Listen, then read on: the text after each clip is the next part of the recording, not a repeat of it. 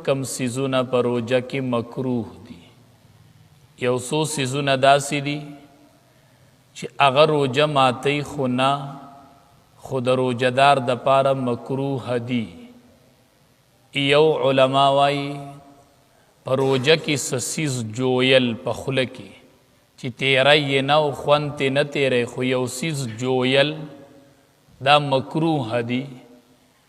یا یو سیس په جبه باندې سکل چې هغې سکلو ته حاجت نه، نو دا هم د روجې په حالت کې مکروه دي. د دې نه احتراز پکار دی. دویم نمبر علما وایي په خوله کې لاړې جمع کول ډیر شي او بیا هغه په یو ځای باندې تیرول، په دې اگر چې روجه ماتیږي نه، خدا مکروه دي. ډېرې لاړې په خوله کې جمع کی او بیا یې تیرې کی، دا بعضې کسان پې ځان له تنده ماتوي، نو دا روجه نه ماتوي، خدا مکروه دي. بل علما وایي په روجه کې هر هغه کار کول چې هغه د بنده د کمزوروالی سبب ګرځي، دا مکروه دي. ځکه چې وجود کمزوری شي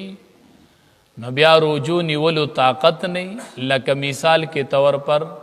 حجامه کول، چې سړی حجامه ولګي په هغې سره دی د وجود نه وینه وباسي، نو وجود کې کمزوري راځي. نو هر هغه څیز چې هغه په وجود کې کمزوري راولي، نو دغه څیز دغه کار کول په روجه کې دا هم مکروه دي. بعضې کارونه اوس هغه ذکر کوو چې هغه د روجهدار دپاره مکروه نه دي. عام عرف کې هغه سړی ته مکروه ښکاري او په حقیقت کې هغه مکروه نه دي. اول نمبر تیل لګول، سړی ګیره غوړی، سر غوړی، نو دا تیل لګول چې دی دا د روجهدار دپاره په دې کې هیڅ کراهت نشته دی. دویم نمبر رانجه لګول، په دې کې هیڅ کراهت د روجهدار دپاره نشته دی چې دی په روجه کې سترګې توري. دریم نمبر د یخوالي دپاره غسل کول، دا مکروه نه دي. سړی وی غسل وکم لږ یخوالی به مې وجود ته راشي، نو په روجه کې د یخوالي دپاره غسل کول چې دی دا هم مکروه نه دي. بل لمدې کپړې اغوستل، اوس خو چونکې موسم ښه دی، سخت ګرمي، هغې کې سړی لمدې کپړې واغوندي نو وجود یې لږ یخ شي، روجه اسانه شي. نو په لمدې کپړې اغوستل په روجه کې د یخوالي دپاره چې زما بدن یخ شي، نو دا هم مکروه نه دي. یا او بل مزمزه او استنشاق، پوزې ته اوبه ورچول یا خولې ته، بغیر د اودس نه، چې اودس نه کوي اسی خولې ته اوبه ورچوي یا پوزې ته، د روجې په حالت کې نه، دا مکروه نه دي. اوداسه کې خو اسې لاړ شي خولې ته اوبه ورواچوي، بیا یې توکې پوزې ته ورواچوي، دا مکروه نه دي. او میسواک کول په روجه کې چې دي دا بالکل روا دي او دا ټیک دی. او هر حالت کې میسواک که روجهداري او که غیر روجهداري، نو په میسواک کې هیڅ قباحت نشته دی، بلکې دا سنت دی چې سړی د ورځې په د اخیر کې کوي. نو میسواک کول خو سنت دی په روجه کې هم او په کوجه کې هم، نو دې کې هم څه قباحت نشته دی. بعضې خبرې داسې دي چې هغه د روجهدار دپاره مستحب دي، یعنی که هغه پې عمل وکړي نو ثواب به ورته میلاویږي، او که عمل یې پې ونه کو نو ګناهګار پې نه دی. اول نمبر چې دی به پیشمنې کوي، په روجه کې پیشمنې کول دا مستحب دي. اگر ته د یو ګوټ اوبه وڅکه خو پیشمنې وکړه، دا مستحب دی. نبی کریم صلی الله علیه وسلم چې به چاته د پیشمنی د خوراک دعوت ورکو، نو یې راشه د برکت خوراک وکړه، راشه د برکت خوراک وکړه. نو د پیشمنی په خوراک سړی ته په روجه کې قوت میلاویږي، نو پیشمنې کول چې دی دا مستحب دی. دویم علما وایي پیشمنې کول، په پیشمنی کې رستواله کول مستحب دی، چې پیشمنې په اخیری وخت کې وکړلی شي. خودم را په آخري کې نه چې دی شکی چې سبا ختلې دی او که نه دی ختلې چې بیا شک کې پاتې شي. نور پېشمنې په آخري وخت کې کول چې دی دا مستحب دی. درېیمه خبره د روجهدار دپاره مستحب دا دی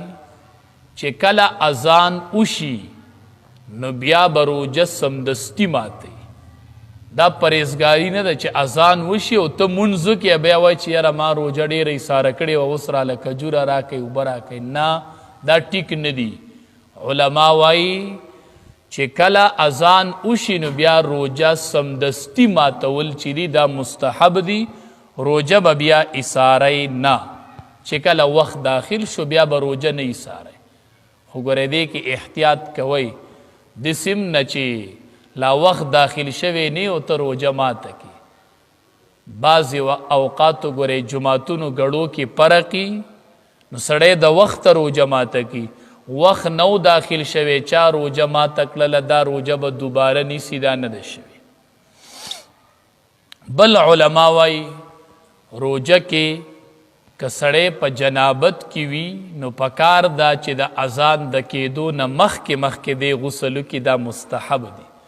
ځکه دا روجه عبادت دی نو چې عبادت دی شروع کوي چې په پاکی یې شروع کړي نو دا مستحب دی. په د اذان وشو دله غسل نه دی کړی نو ګورې په روجه کې څه نقصان نه راځي، روجه یې صحیح ده. خو علما وایي دومره دا غسل لیټ کول چې د ده نه د مونځ وقت پکې پوت شي نو دا بیا ګورې مکروه دی. نو مستحبه دا ده چې اذان کیږي سحر وخت داخلیږي چې سړي غسل کړی وي. بل د روجهدار دپاره مستحب خبره دا ده چې دی خپله ژبه د دروغو نه، د غیبت نه، د چغلخورۍ نه او د تهمتونو نه دی ځان ساتي. دا مستحب خبره ده چې روجه کې کم از کم د دې امورو نه دی احتراز کوي. بل علما وایي روجه کې مستحب دا ده چې سړی خپل روجه مشغوله کی په تلاوت د قرآن سره او په ذکر و اذکار سره. هغه ذکر چې احادیثو مبارکو کې راغلی دی. مطلب دا چې روجه کې اسې اوقات نه تیری خو یا تلاوت کې یا په ذکر و اذکار کې مشغولی دا مستحب ده. بل مستحب دا دی چې دی به غصه نه کوي. غصه نه کول دا مستحب دی په روجه کې چې ته خپله غصه کنټرول کې نو دا مستحب دی. بل علما وایي مستحب خبره دا ده چې سړی ځان د جایز شهواتو نه بچ کی. بعضې څیزونه داسې دي شهوات چې هغه په روجه کې جایز دي خو چې ته ترې نه ځان بچ کی چې ای به دا د رمضان المبارک میاشته دا جایز څیزونه دي خو زه ترې نه ځان بچ کومه نو علما وایي دا هم مستحب دي. اوس د اعتکاف باره کې یو څو خبرې اهمې دي. بعضې خبرې داسې دي چې هغې باندې اعتکاف ماتیږي. بعضې کارونه داسې دي چې معتکف ته شریعت روا کړي د هغې دپاره دی وتلی شي. علما وایي چې کله معتکف د جماعت د حدودو نه ووتو بهر بغیر د عذر نه دی د جماعت د حدودو نه ووتو نو د اعتکاف مات شو. دویم یو زنانه اعتکاف ته ناسته وه هغې زنانه ته د اعتکاف په دوران کې ماهواري بیماری رالله یا ورته نفاس راغی حیض یا نفاس نو د دې زنانه روجه چې ده هغه ماته شوله دا اعتکاف یې مات شو. کم څیزونه داسې دي چې معتکف د هغې دپاره د جومات نه وتلی شي او اعتکاف یې نه ماتیږي. دا درې قسمه اعذار دي. یو عذر طبعي دی، بل عذر شرعي، بل عذر ضروري. دا درې قسمه اعذار دي چې معتکف ته دا اجازت شته دی. یو اعذار طبعیه دي لکه واړه بول لوی بول دې دپاره بالکل معتکف وتلی شي. او غسل ورته پیښ شو د جنابت غسل پې ووړېد نو دی د دې غسل دپاره د جومات نه وتی شي. دا په عذر طبعي کې راځي دی لامبلو دپاره د جومات نه وتی شي اعتکاف نه ماتیږي. خو علما وایي کده د غسل لپاره اوت یا د قضای حاجت لپاره اوت خو ګوره ایساریږي بنا چې څنګه حاجت پورا کو نو ډایرک په د جماعت حدود تر دند کیږي. دویم قسم اعذار شرعیه دي چې هغه شریعت هغه ته عذر وي، لکه منځ د جمعې. یو سړی په داسې جماعت کې اعتکاف ته ناست دی چې هلته د جمعې منځ نه کیږي، نو دی د جمعې د مانځه دپاره بل جماعت ته تللی شي. دا روا دي، په دې اعتکاف نه ماتي، خو تقریر اورېدو له به نه ځي بل جماعت ته. عین د خطبې او د مانځه ټیم چې حقې ته به حاضري کوي، بیا به بار ایساریږي نه. بعض یا پکې وځي بیا پکې ځان له ټوبیل ته لاړ شي، ولامبي پکې جمعې مانځه له وتی خپل غم خادی پکې وکړي بیا جماعت ته راشي. دا اعتکاف داسې معمولی څیز هم نه دی، ښه دا دومره بے پرواهي دی کې نه ده پکار. دریم اعذار ضروریه دي، لکه مثال د دشمن خطره ده، ته په ځان ویرېدې چې ما ته څوک نقصان راورسي یا به رانه څوک سامان پټ کړي، یا الله دې نه کې جماعت راورغښتو، نو ته وتلی شي د جماعت نه، جماعت راورغښتو. خو چې څنګه ووتلې نو ډایرک په بل جماعت ته لاړ شي او نیت د اعتکاف په وکړي، هلته به کښېني، بیا پکې څه خبره به نشته دی. او علما وایي معتکف چې دی دی خوراک هم په جماعت کې کولی شي، اوبه هم ځان له په جماعت کې څکلی شي، او که یو څیز د چا سره بیه کوي که نه په جماعت کې نو کولی شي، خو چې هغه څیز جماعت ته نه راوړي. یو څیز د چا نه والي د هغې بیه کولی شي په جماعت کې، خو چې هغه مبیعه او هغه څیز به جماعت ته نه راوړي. لکه دی د چا نه کتاب علي، نو جماعت کې دی ورسره بیه وکړي چې دا کتاب ماله په دومره پیسو را، خو جماعت ته به کتاب نه راوړي. اوس بعضې خبرې داسې دي چې هغه د معتکف دپاره چې دي علما وایي هغه مکروه دي. بعضې خبرې د معتکف دپاره مکروه دي چې دی مبیعه چې کم څیزو دی یو څیز اخلي او دی حق جماعت ته راوړي، هلته په جماعت کې د هغې بیه کوي، نو دا بیا مکروه دي. چې کم څیز علي هغه جماعت ته راوړي هلته ورسره بیه کوي، نو دا بیا مکروه دي په جماعت کې د معتکف دپاره. او چې کله وایي معتکف غلی ناست وي او دا خپله غلی ناسته عبادت ګڼي، نو دا بیا مکروه دي. که غلی ناست وي نو څه خبره نه ده، خو که دی وایي چې زما دا غلی کېناستل عبادت دی او د عبادت په نیت غلی کینی، نو دا بیا مکروه دي. علما وایي دې کې بیا کراهت راځي. بل علما وایي څه بعضې آداب داسې دي چې د هغې معتکف خیال وساتي. معتکف په خبره نه کوي مګر د خیر خبره به کوي، هسې فضول خبرې به نه کوي. دا د اعتکاف آداب دي. وایي د اعتکاف دپاره د ټولو نه غوره مسجد چې دی هغه مسجد حرم دی، خو دا د هغه چا دپاره دی چې څوک په مکه کې اوسیږي. دویم نمبر مسجد نبوي دی، دا د هغه چا دپاره دی چې څوک په مدینه منوره کې اوسیږي. دریم نمبر مسجد اقصا دی چې څوک په قدس بیت المقدس هلته اوسیږي، نو د هغې دپاره دی. او بیا په دې پسې جامع مسجد د ښار چې کم غټ جومات دي، بیا چې کم جومات کې ګڼه سیوی، بیا پسې د خپل محلي مسجد په دې ترتیب باندې. او علما وایي معتکف لفکار دی چې دی مشغول اوسي په تلاوت د قرآن کې، په ذکر و اذکار کې، په درود شریف د رسول الله صلی الله علیه وسلم کې، او دینی کتابونه پکې مطالعه کوي. مطالعه د دینی کتابونو د دینی کتابونو مطالعه پکې هم کوي. نو دا د معتکف دپاره دا آداب دي چې پکار دا ده چې مونږ ټول خصوصا معتکفین د دې لحاظ وکړو. رب العالمین دې د عمل کولو توفیق راکړي. کریم الله مونږ ټولو نه رضا شي.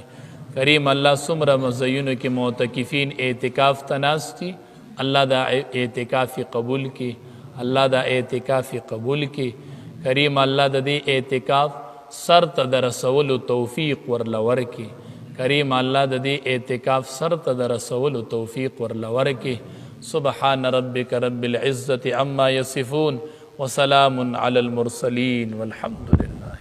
अल्लाह तबारक व तआला दी आयात मुबारक की फरमाई वलौ अन्नहुम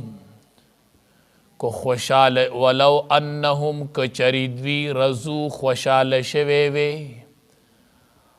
मा पा अगसबानी आताहुमुल्लाहु व रसूलुहु ची वर्कड़ी दी दीता अल्लाह ताला औ रसूल द अल्लाह नो लकान खैरल लहुम दा बद द्वी द पार ढेर غوره وا چې دی په دی باندې خوشاله شوي وي په سبا باندې چې سو ورته الله او د الله رسول ورکړي وي نو دا به ډیره بهتر وا نو د الله تبارک و تعالی ورکړي ته اعطوا وای چې الله تبارک و تعالی ورکړه بنده تکي ما فوق الاسباب اس اسباب بنی او الله بتعالی سیز در کی دا د الله اختیار دی او نبی کریم صلی الله علیه وسلم چې ورکړه کوي نو دا تحت الاسباب وی د اسباب د لاندې وی اسباب بوی او داغي د لاندې به ورکړه وکي لکه د نبی کریم صلی الله علیه وسلم د ورکړې نه مراد تقسیم دی الله یو سیز ورکی او د الله پیغمبر د الله د حکم مطابق تقسیم کی نو ویدا الله او د الله رسول ورکو نو ورکړې الله وی او د الله رسول تقسیم وکی لکه حدیث مبارک کے راضی نبی کریم صلی اللہ علیہ وسلم فرمائی انما انا قاسم واللہ یعطی بے شک زچی منو ز تقسیمون کے ما او اللہ چی دے دا ورکون کے دے نو دلتوی آغا چی ورکڑی ورتا اللہ دا اللہ رسول نو ورکڑی با اللہ وی او دا اللہ رسول بای تقسیم اکی نو د دې آیات مبارکنا بعض خلق استدلال کی وی رسول الله صلی الله علیه وسلم مختار کل دے څنګه چې الله ته اختیار میلاو دے نو دا سه د الله حبیب تم اختیار میلاو دے نو دا استدلال دا دلیل نیول دا د دې ټیک نه دی او دا غلطه خبره ده نبی کریم صلی اللہ علیہ وسلم مختار کل ندے اغید دین دلیل نسی چی ورکڑی دتا اللہ دا اللہ رسول نو سنگ چی اللہ ورکڑکی نو دا سی دا اللہ رسولم ورکڑکی نو دے کے فرق دے دا اللہ ورکڑ چی دا اغا ما فوق الاسباب او دا رسول اللہ مبارک ورکڑا تحت الاسباب مانا دا چې ورکړي الله وی او د الله رسول تقسیم وکي حصي تقسیم کی نو د دې معنی دا نشوله چې رسول الله صلی الله علیه وسلم مختار کل ځکه نبی کریم صلی الله علیه وسلم خپل باندې اقرار کوي چې زه تقسیمون کې ما او د الله ذات ورکون کې دی وقالو حسبنا الله او چې دی ویلې وی حسبنا الله چې کافی دې مونږ لره الله بس چې الله سره کړی دی دا مونږ لره کافی دی دا الله په ورکړه باندې صبر کول چې الله چاله سو ورکړي په دې باندې صبر کول او د الله شکر ادا کول نو الله وی که شکر ادا کوي نو زبې خسې واکما او که ناشکری کوي نو بیا به خ کم کما نو دا الله په ورکړه باندې صبر کول چې وی دی ویلې وی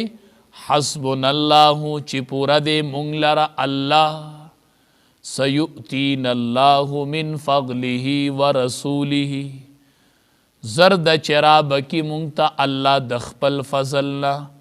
ورسوله او رسول د اغه الله او د الله رسول به مونږ ته د خپل فضل نراکی مونږ لدا پورا دی مطلب دا چې الله سره کړی دی او د الله رسول تقسیم کوي نو دا مونږ ته منظور دی د نبی کریم صلی الله علیه وسلم په تقسیم اعتراض کړو نو کدی دسی ویلې وی چې الله مونږ ته سرا کی او د الله رسول تقسیم وکي نو پدې مونږ رضا یو دا مونږ له کافی او شافی دي نو ډیره خبره نو د الله په ورکړه چې کم سړی هم صبر کوي نو الله تبارک و تعالی دې غنی کوي الله دې د مخلوق د احتیاج نه ساتي مالداری چې دا هغه د مال ډیرواله نه دی مالداری چې دا هغه د زړه غنا ده چې د سړی زړه غنی شي او د سړی زړه بے پروا شي چې مخلوق سره سدي د دین نا امید شي او د دین خپل تمه کټ کې نو الله بدی غنی کی غنی استغنا دا ډیر خصفت ته چې کله الله سړی له استغنا او قناعت ورکی قناعت په لک شی باندې صبر کول چې الله صدر کړي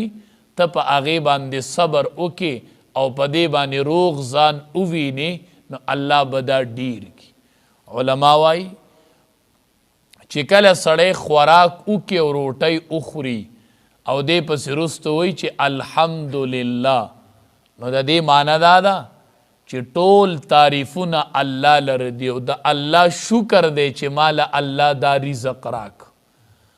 علما وای الله به دا رزق د دینم سیوا کی نن لګ میلو شو الله به سبا د دین ډیر کی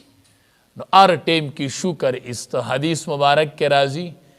چې کله یو بندن بل بنده تپوس وکي چې څه حال دی دی او دې په بدحالی کې او دې وی د الله شکر دی بس د الله شکر دی خپل حال دی نو یو فرشته ولاړی هغه دعاو کې وی یا الله دا حال ولدی سي کې لکه دا څنګه چې د وی حال بد دی او دې وی خده نو یا الله دا حال ورلخه کې او چې حال خي او تتنه تپوس وکي څه حال له بس وی ژوند دې تیریږي نو ډیر بد حال مې دی نو حال خي او دی وی بد دی نو فرشته وی یا الله دا حالت ولدی سي کې دا څنګه چې دی وی نه که حالتي نو هغه ورله الله خراب کی ځکه فرشته ورته خیره وکي نو هر حالت کې د الله شکر ادا کول او د الله په ورکړه باندې صبر کول دا الله ډیری نو سیؤتین الله من فضله الله وی کد چې دی ویلې وی چې زردا چرا بکړي مونږ ته الله تعالی من فضله د خپل فضل الله ورسوله او رسول د الله برا کی د خپل فضلنا انا الی الله راغبون بیشک مونږ خاص الله طرف ته رغبت کو بیشک مونږ الله طرف ته رجوع کوون کیو په هر حالت کې به الله ته رجوع کوي که تکلیف راځي به الله ته رجوع کوي کو خوشحالی راځي نو به الله ته رجوع کوي حدیث مبارک کې راځي وي د مؤمن خو ډېر ښکلی حال دی څنګه د مؤمن خو ډېر ښکلی حال دی چې کله پې الله خوشحالی راولي نو دی شکر ادا کی نو الله ورله اجر ورکی او چې کله پې تکلیف راشي نو دی صبر وکي نو الله ورله په صبر اجر ورکی نو د مؤمن خو دواړه حال چې دی هغه د کامیابی دی که مصیبت ته نو دی صبر کوي الله اجر ورکوي او که خوشحالی ده نو دی شکر اوباسي نو الله اجر ورکوي نو هر حالت کې د الله شکر ادا کول حدیث مبارک کې راځي چې سړی ته لږ تکلیف رسی نو د الله د طرف نه په اجر میلاوي تر دې پورې چې د سړی په خپه کې ازغې مات شي په دیم الله دې بنده له اجر ورکوي او دې یو سیز تلاس کوي او هغه په دې یو جیب کې پروتي او دې د وارخطای نه بل جیب تلاس کی نو په دغه ټیم کې هم سړی ته لږه صدمه ورسي دا زړی لږ دړ وکي دا سیز په تادی روچتئ حدیث مبارک کې راځي په دغه دړ ورلم الله نیکی ورکوي نو د مؤمن هر حال د خوشحالی دی خو چې دی وی چې انا الی الله راغبون بیشکه مونږ خاص الله طرف ته رغبت کوونکیو نو تمه دا به د الله نه ساتو، بروسه به د الله په ذات کو، او چې کم حال الله د طرف نه وي نو په هغې به شکر ادا کو. نو دې آیات مبارکه کې دا تعلیم د الله د طرف نه میلو شو چې څه الله دله درکړي دي په هغې صبر کوه، د الله په تقسیم رضا کېږه، مالدار سره حسد مه کوه، ځکه دا د الله په تقسیم باندې ناراستیا ده چې دله ولې الله مال ورکو، د ده نه یې والې که مال یې راکوي که نه، نو دا د الله په تقسیم باندې اعتراض کول دي. فرمایي ولو انهم ردو که خوشحاله شوی وی دوی، ولو انهم کو چری دوی ردو خوشحاله شوی وی، ما په هغه څه باندې آتاهم الله ورسوله چې ورکړي دي دی ته الله او د رسول د الله، وقالو او دی ویلی وی حسبنا الله چې پوره دی مونږ لره الله، سیؤتینا الله من فضله زر د چې رابکي مونږ ته الله من فضله د خپل فضل نه، ورسوله او رسول د الله، نو انا الی الله راغبون بیشک مونږ خاص الله طرف ته رغبت او رجوع کوونکیو. اعرض عن الجاهلین او اعراض کوه د جاهلانو. حکم رسول الله، خطاب رسول الله صلی الله علیه وسلم ته دی او مراد تینا مونږ او تاسو چې عفو کوئ، درگذر کوئ او د ښو خبرو حکم کوئ او د جاهلانو نه اعراض کوئ. د عفو څه معنی ده؟ الله مونږ ته وایي عفو کوئ، درگذر کوئ، معافي کوئ. علما وایي د عفو معنی دا ده چې یو سړی مستحق د عذاب دی، د سزا دی، او تا ته پې قدرت هم شته دی او ته ورله بیا هم سزا ورنکې او معاف کړي، طاقت پې لري بدله ترې نه اخیستلی شي، او مستحق د سزا هم دی، ګناه یې کړې ده ستا په حق کې، نو مستحق د سزا هم دی او ته پې قادر هم یې او د هغې باوجود یې ته معاف دیتا عفو وی. اللہ تبارک و تعالی قرآن کریم کے مونږ ته د عفو حکم، د درگذر حکم کوي چې عفو کوئ، درگذر کوئ، د یو بل سره حسن سلوک، معمولی خبرې بس یو بل ته معافي کوئ او لاندې باندې راشي، بس یو بل بخئ، یو بل ته عفو کوئ، یو بل سره بغض او حسد مسئ. قلم قرآن کریم کے رب العالمین وائی قل یا عبادی الذین اسرفوا لا تقنطوا من رحمت اللہ، اے زما اغی بندیانو چی تاسو پزان بانی زیادے کری، گناونم کری، قل یا عبادی الذین، بندیانو گناہ کری دو بیا ورتم اللہ وی یا عبادی، اے زما بندیان دانه چې ګنام وکړله نو زما بندیان اوس نه یې، ما د بندیانو د لست نه نه یې ایستې. قل یا عبادی الذین اسرفوا، ووایه ورته ای زما هغې بندیانو چې هغې تجاوز کړی دی په خپلو نفسونو باندې، ګناهونه یې کړي، لا تقنطوا من رحمت الله، تاسو مه نا امیده کیږئ زما د رحمت، ای زما ګناهګارو بندیانو مه نا امیده کیږئ، لا تقنطوا من رحمت اللہ ان اللہ یغفر الذنوب جميعا، اللہ وی ټول گناہونه دې زه بخم، ته ولې نا امیده کیږې؟ زما بندی ګناهګار یې، خو زه دې د بندګۍ نه نه وباسم، بیا هم زما بندی او زه درته اواز کوم چې لا تقنطوا من رحمت اللہ، زما د رحمت نه مه نا امیده کیږئ، ان اللہ یغفر الذنوب جميعا، اللہ وی ټول گناهونه درله بخم. نو الله خپلم د عفو مالک دی او مونږ ته وایي تاسو هم عفو، زه هم عفو کوم، تاسو هم عفو کوئ، درگذر کوئ، معافي کوئ. یو صحابی روایت نقل کی وی د رسول الله صلی الله علیه وسلم نه کس تاسو کو چې د الله حبیب مونږ سو پیری خپل غلام معاف کو چې د سړي غلام او نوکر غلطي وکړي نو مونږ یې سو پیری معاف کو نبی کریم صلی الله علیه وسلم چپ هغه بیا تاسو کو چې مونږ یې سو پیری معاف کو بیا نبی علیہ السلام پدریم زلی تپوسو کو وید اللہ حبیب غلام سو پیری معاف کو نبی کریم صلی اللہ علیہ وسلم ورطو فرمائل وی اویا پیری معاف کوئی چی پورس کی اویا پیری اگا غلطیو کی نو اویا پیری ورطو اویا پیری معاف کوئی دیدہ مطلب نہ دے چی اویا زل گناو